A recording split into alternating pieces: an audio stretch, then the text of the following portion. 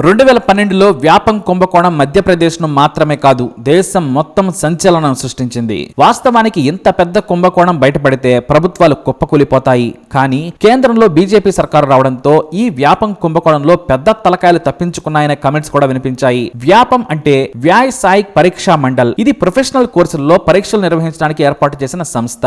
కానీ కొంతమంది ముఠాగా ఏర్పడి కొన్ని ఏళ్ల నుంచి మెడికల్ పేపర్ల నుంచి ఇతర పరీక్షల వరకు కుంభకోణానికి తెరలేపి రహస్యంగా తమ పని కానిస్తున్నారు. ఇందులో పెద్ద తలకాయలు కూడా ఉండడంతో కొన్నేళ్ల పాటు ఈ తతంగం నడిచింది. అంతెందుకు, మెడికల్ సీట్లు వచ్చిన తర్వాత వారి పరీక్షా పత్రాలను మార్కులను కూడా తారుమారు చేసేది ఈ గ్యాంగ్. కానీ ఒకేసారి 600 మందికి, అది కూడా చదువు సరిగ్గా రాని దద్దమ్మలకు ఎంబీబీఎస్ సీట్లు వచ్చాయి. అది కూడా స్టేట్ ర్యాంకులు. 2009 నుంచి ఈ ముఠ కొన్ని వందల మందిని డాక్టర్లను చేసింది. వారంతా కూడా పట్టాలు తీసుకుని బయటకు వెళ్లారు. భారీగా అక్రమాలు జరిగాయని వార్తలు బయటకు రావడంతో సీఎం శివరాజ్ సింగ్ చౌహాన్ ప్రత్యేక విచారణ కమిటీని ఏర్పాటు చేశారు. కానీ ఇందులో మాజీ ఉన్నత విద్యాశాఖ మంత్రి లక్ష్మీకాంత శర్మ నుంచి ముఖ్యమంత్రి బంధువుల వరకు ఈ కేసులో ఉన్నారని తేలింది. అక్కడి నుంచే కథ మారిపోయింది. 2012 నుంచి ఈ కేసులోని ప్రధాన నిందితులు, అడ్డదారిలో సీట్లు పొందిన వారంతా కూడా అనుమానాస్పదంగా చనిపోవడం మొదలైంది. ఎవరి పేరు మీడియాలో వినిపిస్తుందో వారంతా కూడా చనిపోయేవారు. ఆ తర్వాత ఈ గ్యాంగ్ తమ పేరు బయటకు రాకుండా ఎంతో మందిని చంపిందనే వార్తలు వచ్చాయి.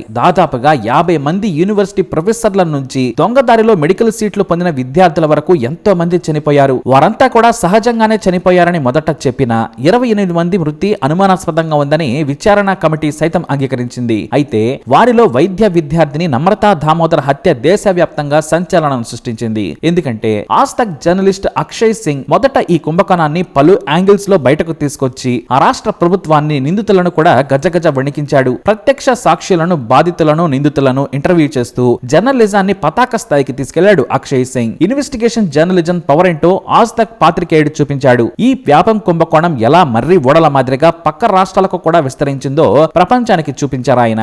అసలు యూపీలో టాప్ యూనివర్సిటీ అయిన చౌదరి చరణ్ సింగ్ యూనివర్సిటీ ఉద్యోగులు ముఠాగా ఏర్పడి మధ్యప్రదేశ్ లో సైతం తమ అక్రమాలను విస్తరించారు. 19 ఏళ్ల యువతి నమ్రతా దామోదర్ దొడ్డిదారిన ఎంబీబీఎస్ సీటు సంపాదించింది. ఆమెకు మెడికల్ సీటు వచ్చినా డబ్బులు ఇవ్వలేదని 4 యువకులు బెదిరించారు. ఈ వ్యాపం కుంభకోణంలో కీలకంగా ఉన్నారు. వారి పేర్లు దేవ్ సిసోదియా, యశ్దేశ్ వాలా, విశాల్ వర్మ, అలేక్. ఇక సీటు వచ్చిన నమ్రత డబ్బులు ఇవ్వలేదని నిందితులు బెదిరించారు. దీంతో వాళ్లు గుట్టు చప్పుడు కాకుండా కొంత డబ్బును నిందితులకు ఇచ్చారు. ఆ తర్వాత ఆమెకు మెడికల్ సీటు సంపాదించేంత సత్తా లేకున్నా ప్రముఖ కాలేజీ ఇండోర్ ఎంజీఎం లో సీటు సంపాదించింది. వ్యాపం కేసులో ఈమె ప్రముఖ నిందితురాలు. ఈమెకు సర్వం తెలుసు. అయితే హఠాత్తుగా 2012 జనవరి 7న ఈమె మిస్ అయింది. ఈ కేసును పోలీసులు, అధికారులు అందరూ కూడా గందరగోళం చేశారు. కానీ ఈ జర్నలిస్ట్ అక్షయ్ సింగ్ మాత్రం నమ్రత కేసును వెంటాడి ప్రభుత్వాన్ని, పోలీసులను పరుగులు పెట్టించాడు. ఆమె మరణానికి వ్యాపం కేసుకు సంబంధం ఉందని ఆయన బలంగా నమ్మాడు. అయితే అక్షయ్ సింగ్ కూడా ఇక్కడ చనిపోయాడు. అది కూడా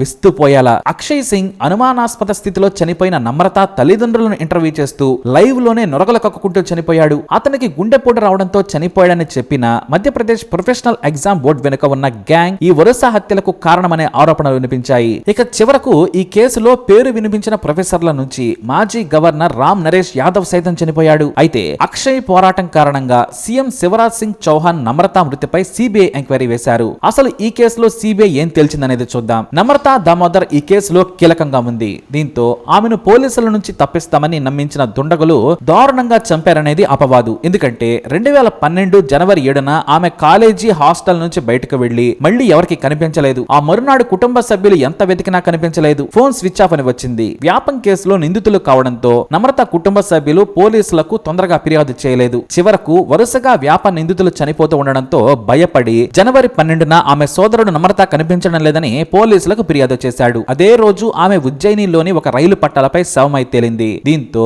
గుర్తు తెలియని శవంగా గుర్తించారు. కానీ అంతకంటే ముందు ఉజ్జయినిలోని ప్రభుత్వ ఆసుపత్రిలో పోస్ట్ మార్టం చేయించారు. ఎంతో అనుభవం ఉన్న డాక్టర్ పురోహిత్ చనిపోయిన బాధితురాలని దారుణంగా హింసించి గాలాడకుండా చేసి హత్య చేశారని నివేదిక ఇచ్చాడు. అంతేకాదు ఆమె మొహంపై గోటి ఘాట్లు ఉన్నాయని చెప్పాడు. ఆ తర్వాత కొన్ని రోజుల వరకు పోలీసులు ఆ శవాన్ని గుర్తు తెలియని శవంగా భద్రపరిచారు. వ్యాప నిందితురాలు నమ్రత మిస్సింగ్ అనే వార్తతో ఉజ్జయిని పోలీసులు ఆమె సోదరుడిని పిలిపించగా ఆమె నమ్రత అని గుర్తించాడు. ఇక్కడ నుంచే ట్విస్ట్ మొదలైంది. మొదట ఉజ్జయినిలో పోస్ట్ మార్టం రిపోర్టు హత్య అని తేల్చిన తర్వాత విచారణ చేసి వ్యాపం ఇన్వెస్టిగేషన్ టీం ఆత్మహత్య అని ప్రకటించింది. మళ్లీ పోస్ట్ మార్టం నిర్వహించి అది ఆత్మహత్యగా తేల్చి కేసును క్లోజ్ చేసేశారు. కానీ ఆమె తండ్రి హైకోర్టుకు వెళ్లి తన కూతురును చంపారని మొదట డాక్టర్ డాక్టర్ రిపోర్టు ఇస్తే ఆ తర్వాత ఆత్మహత్య అని ప్రభుత్వం చెప్పి కేసును మూసివేసిందని ఆరోపించారు. ఆత్మహత్య చేసుకోవాలంటే అంత దూరం ఉజ్జయిని వరకు వెళ్లి ఎందుకు చనిపోతుంది? ఆమె చనిపోయే వరకు ఎక్కడ ఉందో పోలీసులు ఎందుకు చెప్పడం లేదు? ఫోన్ ను ట్రాక్ చేసి వివరాలు ఎందుకు తెలియనివ్వడం లేదు అని ప్రశ్నించాడు. అంతేకాదు,